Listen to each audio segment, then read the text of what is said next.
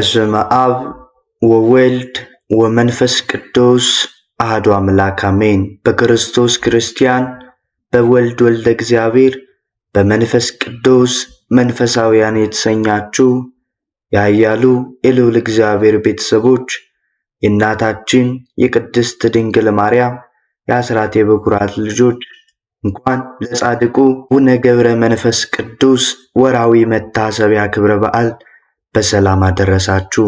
ዝክር ሚዲያችንን ሰብስክራይብ፣ ላይክ እንዲሁም ሼር በማድረግ አገልግሎታችን እንድታበረታቱ ስንል እንዲሁም እናንተም በእምነቱ ናችሁ ብታደምጡት ከሰይጣን ስርዓት የምንፈታበት ከዲያብሎስ ወጥመድ የምንወጣበት የቅዱሳንን ፈለግ የምንከተልበት ቻናል ስለሆነ ቻናሉን እንድታበረታቱ ስንል በልዑል እግዚአብሔር ስም በትህትና ቃል እናሳስባለን። በምድረ በዳ ደመላእክት የኖሩትና በዝቋላ ተራራ ባለው ባሕር ውስጥ 100 ዓመት ተዘግዝቀው ለኢትዮጵያ ሰዎች ምሕረትን የለመኑ አቡነ ገብረ መንፈስ ቅዱስ ቃል ኪዳን የተቀበሉበት ዕለት በሀገራችን ኢትዮጵያ በድምቀት ይከበራል። አባታችን ገብረ መንፈስ ቅዱስ ሀገራቸው ንይሳ ግብጽ ነው። አባታቸው ስምዖን፣ እናታቸው አቅሌስያ ይባላሉ። ልጅም አጥተው ለ30 ዘመን ያክል ሲያዝኑ ኑረዋል። አንድ ቀን አቅሌስያ ቤተ እግዚአብሔር ገብታ ከስዕለ ሥላሴ ስር ወድቃ ስትማጸን ክብሩ ከሰማይ ከፍታ የሚበልጥ ልጅ እስኪተቀበይ የሚል ድምፅ ሰማች። ስልጣኑ ከሰማይ ከፍታ ከፍ ከፍ የሚል ንጽሕናው ከሚካኤልና ከገብርኤል ጋር የሚተካከል ክህነቱ እንደ መልከ ጼዴቅ እንደ መጥምቁ ዮሐንስ እንደ ነቢይ ኤልሳዕ የሆነ ልጅ አንቺ ተቀበይ አላት።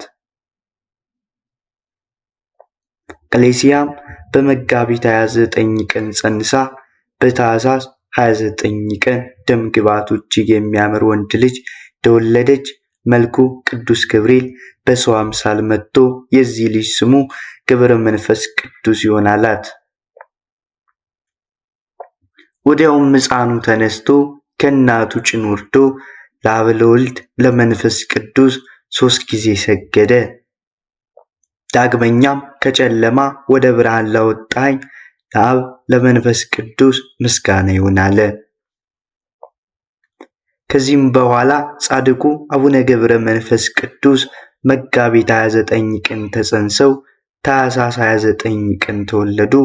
አባታችን ዓይን በገለጹ ጊዜ ከሚታይ ነገር ላይ እንዲያርፍ እርሳቸው በተወለዱ ጊዜ ተነስተው ስብሐት ለአብ ስብሐት ለወልድ ስብሐት ለመንፈስ ቅዱስ ዘአውጻእከኒ እምጽልመት ውስተ ብርሃን ብለው አመስግነዋል። አባታችን ገብረ መንፈስ ቅዱስ ለአምላካቸው ሰግዶ ለአብ ለመንፈስ ቅዱስ ካመሰገነ በኋላ እናታቸው አላቀፈቻቸውም፣ ጡትም አላጠባቻቸውም። 3 ዓመት ያክል ሲሞላቸው እግዚአብሔር አምላክ መልኩ ቅዱስ ገብርኤልን እንዲህ ብሎ አዘዘው። ሕፃኑን ከእናቱ ክንድ ተቀበል፣ ብዙ ገዳማውያን ወዳሉበት ገዳም ውሰድና ከበራቸው አስቀምጠው። አበምኔቱም ሕፃኑን ከበራ አንስተ ካንተ ዘንድ አኑረው፣ ስለ ልብሱ ስለ ምግቡ አታስብ፣ ሕፃኑ የመንፈስ ቅዱስ ማደሪያ ነውና ምግቡን መንፈሳዊ ነው፣ ይህም ከእግዚአብሔር የሚወጣ ቃል ነው፣ ሰው በእንጀራ ብቻ እንደማይኖረው ቅበለው በማለት አዘዘው። ብርሃናዊው መልአክ የራማው ልዑል ቅዱስ ገብርኤልም እንደታዘዘው ከሰማይ ወርዶ ሕፃኑን ከእናቱ ክንድ ወስዶ በክንፎቹ አቅፎ ስሞ እስከ 7ቱ ሰማይ አውጥቶ በስሉስ ቅዱስ ፊት አቅርቦት አስባረከው። እግዚአብሔርም መልአኩን ወደ እናቴ ወደ ማርያም ወሰደውና ተባርከው አለውና ወስዶት እመቤታችንን ባረከችው።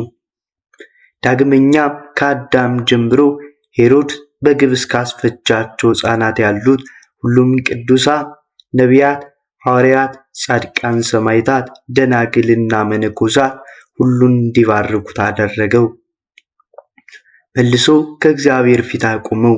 መድኃኒን ጌታም ሕፃን ገብረ መንፈስ ቅዱስን በመንግሥቴ ከኔ ጋር ትነግሣለህና ደስ ይበል በርታ፣ የሚደርስብህ ሁሉን ታገስ፣ ብዙ ነፍሳት በአንተ ምክንያት ይድናሉ፣ ሰላሜ ካንተ ጋር ይሆናል አለው። ከዚህም በኋላ መልአኩ አባ ዘመደ ብርሃን ወዳለበት ገዳም አወረደውና ሕፃኑን ከበር ላይ አስቀምጦ እርሱ ወደ ውስጥ ገብቶ እግዚአብሔር እንዳዘዘው ሁሉን ነገረው።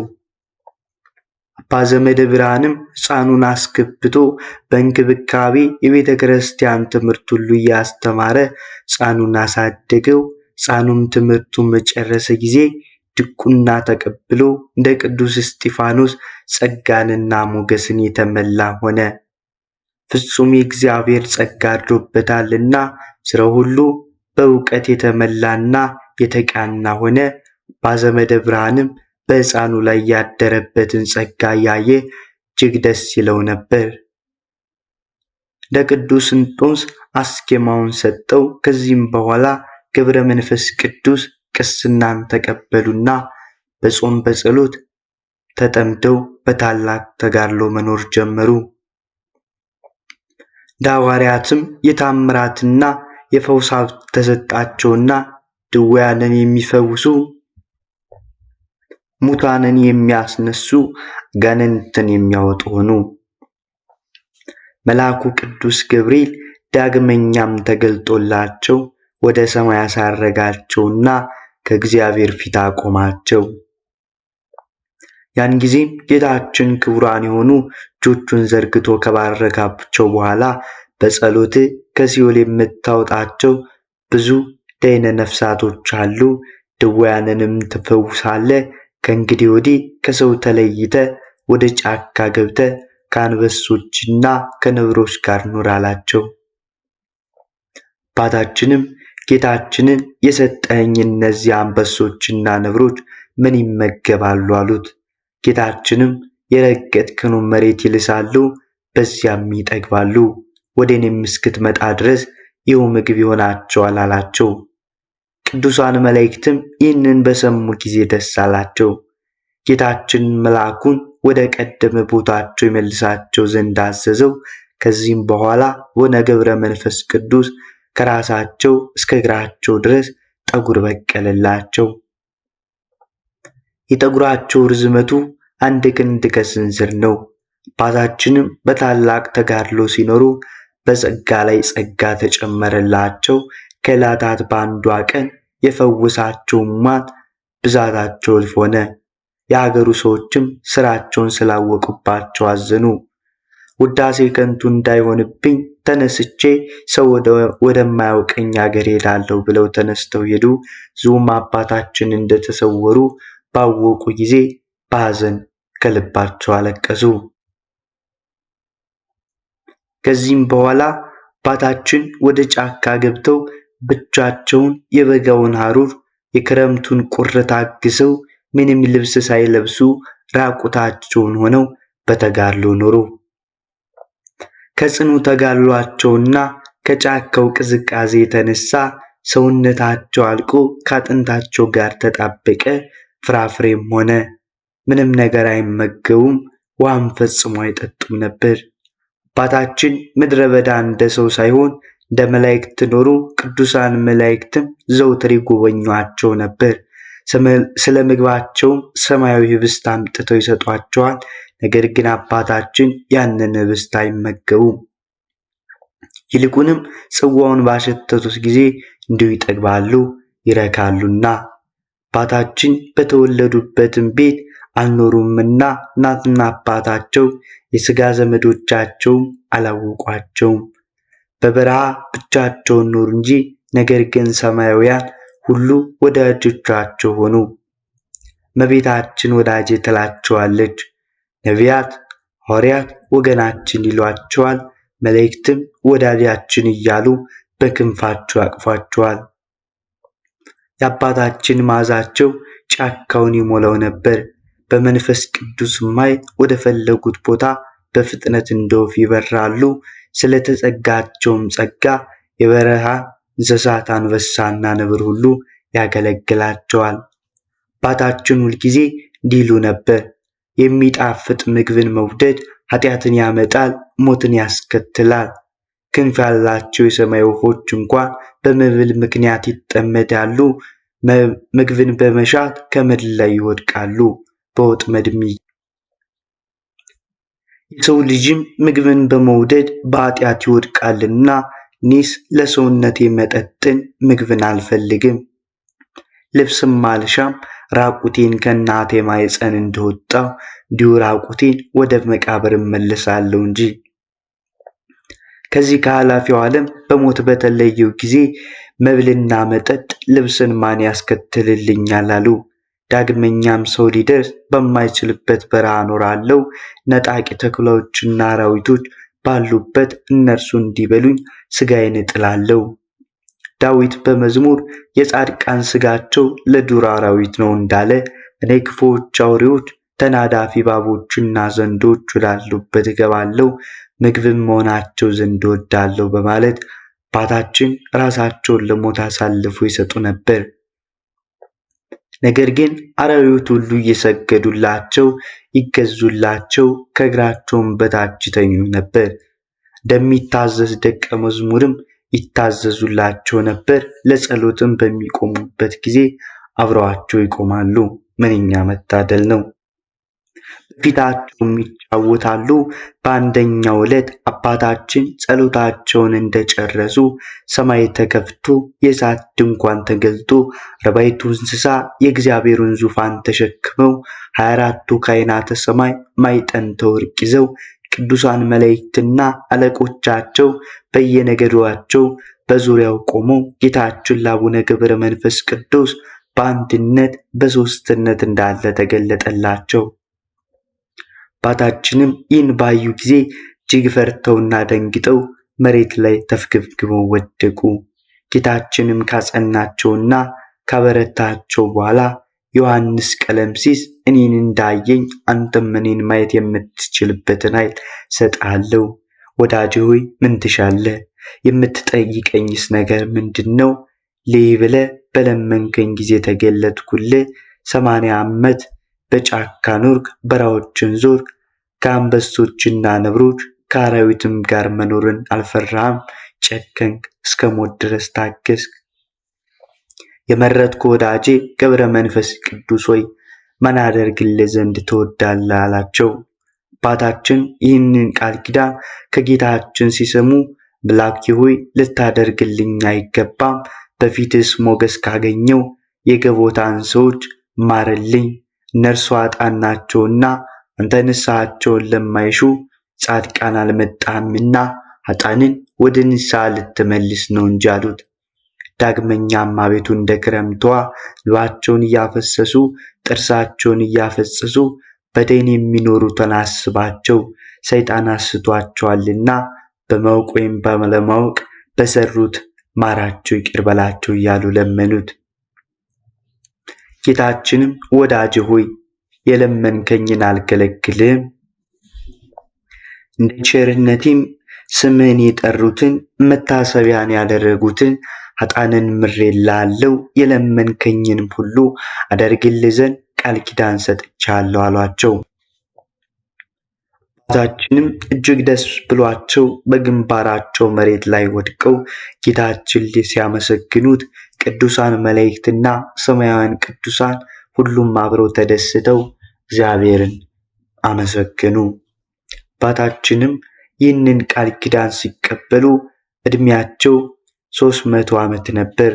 ጌታችንም የመላእክት አለቆችን ስለ ወዳጄ ገብረ መንፈስ ቅዱስ ምልጃ ወደ ገሃነም ሂዱና የኃጥአንን ነፍስ አውጡ፣ ከእስራታቸውም ፍቷቸው አላቸውና እነርሱም የገቦታን ሰዎች 3000 ነፍሳት ከደይን አውጥተው ወደ ገነት አገቧቸው።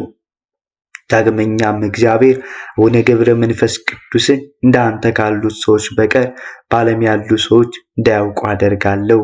መላእክት ይጎበኙዋል እንጂ ከካህናት ከመነኮሳት ከምዕመናንም ወገን ቢሆን ምንም ያለ ፈቃድህ አያይም። ወዳጅ ሆይ እንደወደድክ እኔን አባቴንና መንፈስ ቅዱስን በሦስትነት ያየኝ አሁንም ወደ ኢትዮጵያ ሂድ፣ በዚያ ከደይን የምታወጣቸው ነፍሳቶች አሉት አላቸው። አባታችንም መልአኬ ሆይ ወደዚያች ሀገር ማን ያደርሰኛል አሉት። እግዚአብሔርም እኔ በስልጣን ያደርሳለሁ ካላቸው በኋላ ከእርሳቸው ተሰወረ። አባታችንም የገቡን ሰዎች ምሕረትን ሲያገኙ አይተው እጅግ ተደሰቱ። በሌላ ጊዜም አባታችን 4000 እልፍ እየሰገዱ 300 ጊዜ የቀኝ 300 ጊዜ ደግሞ የግራ ፊታቸውን በድንጋይ እየመቱ መዝሙረ ዳዊትን እየደገሙ 15ቱን ማይሌ ነቢያት ማይሌ ሰለሞንና ውዳሴ ማርያም እየጸለዩ ለኃጥአን ምሕረትን ሲለምኑ ባቸውን እንደ ውሃ ይፈስ ነበር። ጌታችንም በተወለድኩባት በተጠመቅኩባትና ከሞት በተነሳሁባት ዕለት እልፍ እልፍ ነፍሳትን እምርልሃለሁ አላቸው። ከዚህም በኋላ አባታችን 60 አንበሶችና 60 ነብሮች እየተከተሏቸው ወደ ሀገራችን ኢትዮጵያ መጡ። ብርሃናዊ መልአክ ቅዱስ ገብርኤልም ከዚሁ ተከታዮቻቸው ጋር በንፋስ ሰረገላ ጭኖ ምድረ ከብድ አደረሳቸው። ዳግመኛም ደብረ ቅዱስ ወደሚባለው ዝቋላ ወሰዳቸው። አባታችንም በውሃው ዳር ቆሞ ምስራቁን፣ ምዕራቡን፣ ሰሜኑንና ደቡቡን በተመለከቱ ጊዜ የኢትዮጵያ ሰዎች ኃጢአታቸው በፊታቸው ተገለጠ።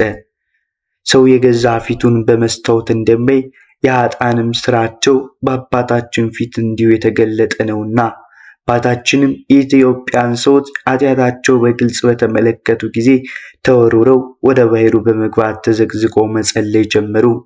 ከባሕር እንዳልወጣ በእግሬም እንዳልቆም በሕያው ስምህ ምያለሁ ብለው 40 መዓልት 40 ሌሊት ቆዩ። በ40ኛ ቀናቸው የታዘዘ መልአክ መጥቶ ስምን የጠራ መታሰቢያን ያደረገውን እምርልሃለሁ ብሎአል አላቸው። አባታችን መልአኩን መላ ኢትዮጵያን ካልማር ከዚህ ባሕር አልወጣም አሉት። መልአኩም ከእርሳቸው ተለይቶ ከሄደ በኋላ አባታችን በዚያ ባሕር ውስጥ 100 ዓመት ተዘቅዝቀው ሲጸልዩ ኖሩ።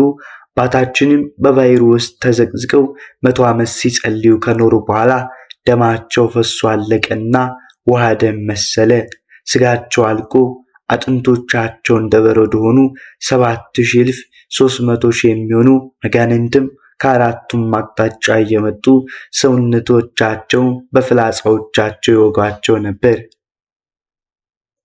ጌታችን መጥቶ ከባሕሩ ዳር በመቆም ወዳጄ ገብረ መንፈስ ቅዱስ ሆይ መላ ኢትዮጵያን ምሬልሃለሁና ተነስ ከባሕሩ ውጣ አላቸው።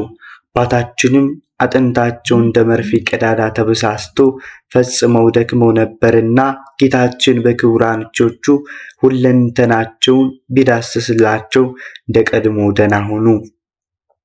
ጌታችንም ከባረካቸው በኋላ ወደ ምድረ ከብድ እንዲሄዱ ነገራቸው። አቡነ ገብረ መንፈስ ቅዱስ ምድረ ከብድ እንደደረሱ እንደ አምድ ተተክለው 7 ዓመት ከቆሙ ከጸለዩ። በዚህም ጊዜ ሰይጣን በቁራ ተመስሎ መጥቶ 2 ዓይኖቻቸውን አንቁሮ አጠፋቸው። ነገር ግን አባታችን ጸሎታቸውን ሳያቋርጡ 2 ሳምንት ጸለዩ። በዓይኖቻቸው ላይ እፍ ብለው ብርሃናቸውን ቅዱስ ሚካኤልና ቅዱስ ገብርኤል ከመለሱላቸው በኋላ አባታችንን ከሰማይ ፍጹም ኃይል ይሰጥሃልና ጠላቶችን ትበቀል ዘንድ ወደ ዝቋላ ሂድ ብሏቸው አረገ። ወደ ገብረ መንፈስ ቅዱስም እንደታዘዙት ወደ ዝቋላ እየሄዱ ሳለ በመንገድ ላይ ከዛፍ ስር ያርፉ 3 ሽማግሌዎችን አገኙ። አባታችንም ባዩአቸው ጊዜ ለመሰወር ቢያስቡም ሽማግሌዎቹ ግን ይመጡ ዘንድ ጠሯቸውና በእግዚአብሔር ዙፋን ተማጽነናል፣ 3ታችንም በጀርባ አዝለ አንዳንድ ምዕራፍ ሸኘኝ አሏቸው። አባታችንም ሽማግሌዎቹን በቀረቧቸው ሰዓት ሽበት የከበባቸው የደከሙ ሽማግሌዎች ሆነው አገኟቸው። ከዚህም በኋላ አባታችን አንደኛውን ሽማግሌ አዝለው ከአንድ ምዕራፍ አደረሷቸው።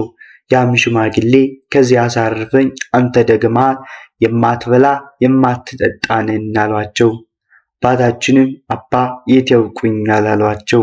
ሽማግሌውም አሁን ደግሞ ሄደ ጓደኞችን አምጣልኝ አላቸው። አባታችንም የቀሩት 2 ሽማግሌዎች ካሉበት ደርሰው 2ቱንም በየተራ እያዘሉ የመጀመሪያውን ካደረሱበት በኋላ ደረሷቸው። ከዚህም በኋላ እነዛ ሽማግሌዎች አባቶች ሆይ ከየት መጣችሁት አሏቸው። ሦስቱም ሰዎች ተነስተው ቆሙና ለአባታችን በአንድነት በሦስትነት ተገለጡላቸው። አንድ ሲሆኑ ሦስት፣ ሦስት ሲሆኑ አንድ ሆኑ። ስሉስ ቅዱስ ለአብርሃም በመምህር አድባር ስር በአንድነት በሦስትነት እንደተገለጡለት ሁሉ አሁንም ለአባታችን ለገብረ መንፈስ ቅዱስ በአንድነት በሦስትነት ተገለጡላቸው። በጀርባቸውም አዘሏቸው። የእግዚአብሔርም ክብር ስላዩ አባታችን ፊታቸው እንደ ፀሐይ በራ። ቅዱሳን መላእክት ወርደው እንደሻቸው ተፈጥነው ሲያመሰግኑ ሰማይና ምድር ተናውጠው ተራሮች፣ ኮረብቶች፣ አለቶች ተሰነጣጠቁ። በዚያችም ሰዓት ታላቅ ፍርሃት ሆነ።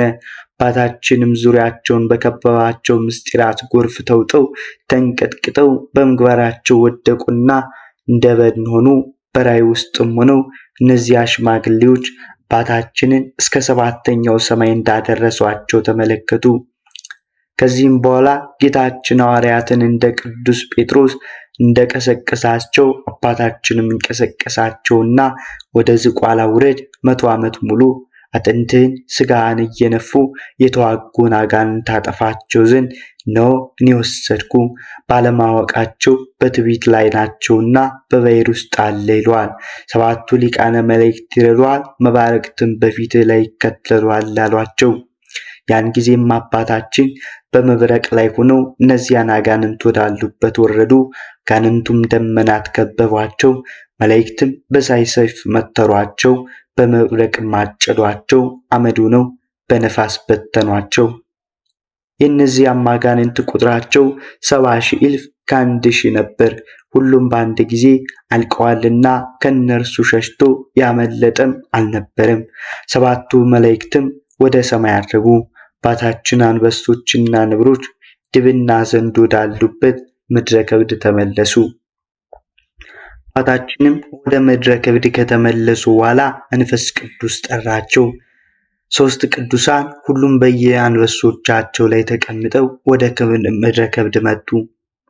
እነዚህም ቅዱሳን የዋልድባው አቡነ ሳሙኤል፣ የአዘዱ አቡነ አንበስ እና ከላላይ ግብጽ ተነስቶ የመጣው አቡነ ቢንያም ናቸው። ነገር ግን አባታችን የእነዚህን ቅዱሳን ስለተሰወራቸው ቅዱሳኑ እስከ 7 ቀን ድረስ በምህላ ሰነበቱ። የአባታችን የሚያስፈሩ አንበሶች ወጥተው የቅዱሳን አንበሶቻቸውን ገድለው ደማቸውን አፍስሰው ስጋቸውን በሉ። 3ቱም ቅዱሳን በዚህ ፈጽመው ደነገጡ ሳለ አባታችን ገብረ መንፈስ ቅዱስ 8 ነብሮችና 8 አንበሶች አስከትለው ተገለጡላቸውና ሰላም ለእናንተ ይሁን፣ የእግዚአብሔር ቅዱሳን አትፍሩ አላቸው። ቅዱሳኑም አባታችን ሆይ ጸሎት ቅድስት እንደሆነች ባወቅነ ጊዜ በእግዚአብሔር ፈቃድ እንባረክ ዘንድ ወደ አንተ መጣን። ነገር ግን ባላገኘን ጊዜ እስከ 7 ቀን አለቀስን አሏቸው። ዳግመኛ የእርሶም አንበሶች መጥተው አንበሶቻችሁን በሉብን አሏቸው። አባታችንም አንበሶቻቸውን እስከ ዕለተ ሞቴ ድረስ በእግሬ ከረገጥኩበት ምድር በቀር እግዚአብሔር ያላዘዛችሁትን ለምን በላችሁ? አሁንም የበላችሁትን ትፉ አላቸው። እነዚያም አንበሶች አፋቸውን ከፈቱና የበሉትን የአንበሶቹን ስጋቸውን አጥንታቸውን ከደም ጋር ተፉ። በሆዳቸውም ይቀር የለም። አባታችንም ወዲያው ወደ ምስራቅ ዞሮ እግዚአብሔር ካመሰገኑ በኋላ አቤቱ አልዓዛር ያስነሳው አንተ ነህና አሁንም እነዚህን አናብስት ከሞት አስነሳቸው፣ ለባሮችም የድካማቸውን ማረፊያ ይሆኑላቸው ዘንድ የሰጣቸውን አትከልክላቸው እያሉ ጸልዩ። አቡነ ገብረ መንፈስ ቅዱስም እንዲህ ብለው ጸሎታቸውን ከጨረሱ በኋላ የአንበሶቻቸውን ስጋቸውን በመቀበል በመስቀል ምልክት ባርከው በጌታዬ በኢየሱስ ክርስቶስም ኃይል ተነሱ አላቸው። አንበሶቹም እንደ ዓይን ጥቅሻ ፈጥነው ተነሱና ደቀድሞ ሆኑ። ለአባታችን እጅ ነስተውና ሰግደው የእግሩን ትቢያ ላሱ። አባታችንም ወደ ጌቶቻቸው መለሳቸው። እነዚህም 3ቱ ቅዱሳን በአባታችን ላይ አድሮ ድንቅ ነገርን የሚሰራ እግዚአብሔርን አመሰገኑ። የዋልድባው አቡነ ሳሙኤልም አባታችን ሆይ በዚህች ቀን ድንቅ ሥራህን አየን። አርያህ የእግዚአብሔርን መልአክ አርያ ይመስላል። ቅድስናም ፍጹም ነው። የጸሎቱ ኃይል ሙታንን ያስነሳል። የተበሉ አንበሶችን ከአንበሶች ሆዶች አወጣ። ዳግመኛም አባታችን ስለ ቅዱሳኑ ምግብ ወደ እግዚአብሔር በጸለዩ ጊዜ መልአኩ ቅዱስ ፋኑኤል ከእግዚአብሔር ዘንድ ተልኮ በእጁ 3 ህብስትና 3 ጽዋ ይዞ መጣ። አባታችንም ሦስቱን ቅዱሳን እግዚአብሔር የሰጣችሁን ይህንን ህብስትና ጽዋ ንሱ ወብሉ ብሎ ጠጡ አላቸው። ቅዱሳኑም ስራቸው እያደነቁ በልተው ጠጥተው ጠግበው በማግስቱም አባታችን ቅዱሳኑም በሰላም ሂዱ ብለው መርቀው በሸኟቸውና የእግዚአብሔር ሥራ አደነቁ። ወደየባታቸውም ተመልሰው ሄዱ። ከዚህም በኋላ ለአባታችን ጌታችን ተገልጦ ብዙ ምስጢራትን ከነገራቸው በኋላ ወደ አረማውያን አገር ሄደው ሊያስተምሩና የሚደርስባቸውን መከራ ጭምር ነገራቸው። አባታችንም ክርስቶስ ፈጽሞ ወደማያውቁት አረብ አገራት ሄዱ። የአብረዱ ንጉስም ብዙ ሰራዊቱን አስከትሎ ብዙ ጣዖታትን አሲሶ ሲጓዝ አገኙት። በጣዖታቱም ውስጥ አድረው የነበሩ አጋንንትም አባታችንን ባዩ ጊዜ ወጥተው ሸሹ። ጣዖታቱም ከምድር ላይ ወድቀው ተሰባበሩ። የአረቡም ንጉስ አንተ ጸጉር ልብሱ ምንድነው? ሰው ነህን? አላቸው። አባታችንም አዎን ሰው ነኝ፣ ያውም የጌታ ኢየሱስ ክርስቶስ ባሪያ አሉት። ንጉሱም መልሶ በዚያ አይሁድ በሰቀሉት ታምናለህ አላቸው። አባታችንም አዎን በእርሱ አምናለሁ፣ አላፍርም። ስለኔ የተሰቀለውን በሰው ፊት አምነዋለሁ። ስለኔ ብቻ አይደለም ንጉሥ ሆይ ስላንተና ካንተ ጋር ስላሉትም ነው እንጂ። በእርሱም እመኑ የዘላለምን ሕይወት ታገኙ ዘንድ አላቸው። ንጉሱም ይህንን በሰማ ጊዜ በጣም ተቆጥቶ ሰራዊቱን ሁሉ ጠርቶ እሳት እንዲያነዱ አዘዛቸው። የእቶን እሳቱን ካነደዱ በኋላ በሉ ይህን የኢየሱስ ክርስቶስ ባሪያ ነኝ የሚለውን ጸጉሩ ለባሹን አንስታችሁ ከእሳት ውስጥ ጨምሩታላቸው። አባታችንም ንጉሱና መኳንንቱ ሰራዊቱ ሁሉ አያያቸው ከእቶኑ እሳት ውስጥ ገቡ። ነገር ግን እሳቱን እንደ ወንዝ ሆነ። የንጉሱም ሰራዊት ይህንን ከተመለከቱ በኋላ ግማሾቹ በዚህ ሰው አምላክ አምነናል አሉ። ንጉሱም 78ቱን አዛዦቹን በማዘዝ አምነናል ያሉት ሰዎች ራሶቻቸውን በሰይፍ አስቆረጣላቸው። ቆራጮቻቸውም 40,000 ነበር። ንጉሱም ሰይፍን መዘው የአባታችን ራስ ሊቆርጥ ተወርውሮ ወደ አባታችን ሲሄድ መብረቁም በአንድ ጊዜ ንጉሱንና ሰራዊቶቻቸውን ሁሉ አጠፋቸው። የሞቱም ሰዎች ቁጥራቸው 400 ሺህ ሆነ። አንድስ እንኳን ሳይቀር ሁሉም አለቁ። አባታችንም በመብረቅ የሞቱትን ሰዎች ባዩ ጊዜ ውስጣቸው በሐዘን አለቀሰ። ነፍሶቻቸውን የጽልመት መላእክት ወደ ገሃነመ እሳት ሲያወርዷቸው ተመልክተዋልና። በዚህም ጊዜ አባታችን ጌታችንን እነዚህ ሰዎች ማርልኝ አሉት። ዳግመኛም ሰው ስተተኛ ነው፣ አንተ ግን መሐሪ ይቅር ባይ ነህና በእኔ ምክንያት እነዚህን ሰዎች አትፍረዱባቸው እያሉ በለመኑት ጊዜ ጌታችን ተሰወረባቸውና ወደ ሰማይ አረገ። አባታችንም ወዲያው አጠገባቸው ካለው ገደል ራሳቸውን በገመድ አስረው ቁልቁል ተዘግዝቀው ተሰቀሉ። ሰይጣንም መጥቶ ያችን ገመድ በቆረጣት ጊዜ አባታችን በገመዱ ሲወድቁ ቅዱስ ሚካኤል እንዳይን ጥቅሻ መጥቶ አባታችንን አቅፎ ያዛቸውና በእግር ላቁም ወይስ በራስ ላቁም ትወዳለህ አላቸው። አባታችን ገብረ መንፈስ ቅዱስን መልአኩን ተወኝ በራሴ ልቁም አሉትና መልአኩን በዚያ ትቷቸው አረገ። አባታችን በጥርሳቸው ድንጋይ ነክሰው እስከ 30 ዓመት ተዘግዝቀው ሲጸልዩ ኖሩ። ናላቸው ሁሉ ፈሶ አለቀ። አንጀታቸውን ፈሰሰ። እንደ እንጨት ቅርፊት ሆኑ። ከ30 ዓመትም በኋላ ጌታችን 7ቱ ሊቃነ መላእክትና እናቱን ቅድስት ድንግል ማርያም አስከትሎ ወደ አባታችን መጣና 3 ጊዜ በስማቸው ጠርቶ እነዛን ከሃዲዎች ምሬልሃለሁ አለው። አባታችንም ነክሰውት የነበረውን ድንጋይ በጣሉት ጊዜ ጥርሶቻቸው አብረው ተነቅለው ወደቁ። ጌታችን በክቡራን እጆቹ ቢዳስሳቸው ሰውነታቸው ታደሰችላቸው። አባታችን ጌታችን ምሬልሃለሁ ካልከኝና ከማርክልኝ ነፍሳቸው ከስጋቸው ጋር አዋህድልኝ አሉት። ጌታችን አባታችን እንዳልክ እንደወደድክ ይሁንልህ፣ እኔ ሙታንን ልታስነሳ ስልጣን የሰጠው አይደለምን? ሆነም ወደ ሞቱት ሰዎች ሂድና አማትብባቸው አላቸው። ወደ ሰማይ አረገ። ያን ጊዜም አባታችን ወደ ሞቱ ሰዎች ሄደው በላያቸው ከጸለዩ በኋላ እናትን ሁላቸውን በጌታዬ በፈጣሪ በኢየሱስ ክርስቶስ ኃይል ተነሱ ቢላቸው ሙታንም ወዲያው አፈፍ ብለው ተነስተው በአባታችን ፊት ቆመው አባታችንም ሃይማኖትን አስተምረው አጥምቀው ክርስቲያን አደረጓቸው። ከዚህም በኋላ ምድረ ከብድ ተመለሱ። ዳግመኛም አባታችን እነዚያን ሰዎች ጎበኟቸው ዘንድ ወደ አረብ ሀገር ሄዱ። እነዚያ ከሞት አስነስተው ክርስቲያን ያደረጓቸው ሰዎችም ሃይማኖታቸው ጥምቀታቸው አጽንተው ቤተክርስቲያን ሰርተው በጽድቅ ሕይወት አኖሩ። የእግዚአብሔር አገልጋዮቹ ነው አምላከ ገብረ መንፈስ ቅዱስ እያሉ ሲያመሰግኑ ተመለከቷቸው። አባታችን ይህን አይተው ስለ ሰዎቹ መዳን ደስ ተሰኝተው ተመልሰው ወደ ምድረ ከብድ መጡ። ነገር ግን አባታችን ሄደው እንደጎበኙዋቸው ሰዎች አላወቁም ነበር። እነዚያም ክርስቲያኖች እስከዛሬ ድረስ አሉ። አባታችን ጻድቁ ገብረ መንፈስ ቅዱስ በኢትዮጵያ 262 ዓመት ኑሮ 562 ዓመታቸው በተስፋቸው ያመነውን በኪዳናቸው የተማጸነ ጌታ ከመከራ ሥጋ ከመከራ ነፍስ ሊምርላቸው ተስፋቸውን ተቀብለው በዕለተ እሑድ አርፈዋል። መላእክት በአክናፈ እሳት ኢየሩሳሌም ወስደው በየማነ ምሥዋዕ ቀብረዋቸዋል። የአባታችን የአቡነ ገብረ መንፈስ ቅዱስ ረድኤታቸው በረከታቸው በእኛም በመላው ሕዝበ ክርስቲያን ላይ አድሮና ጸንቶ ይኑር ለዘላለሙ አሜን። አቡነ ዘበሰማያት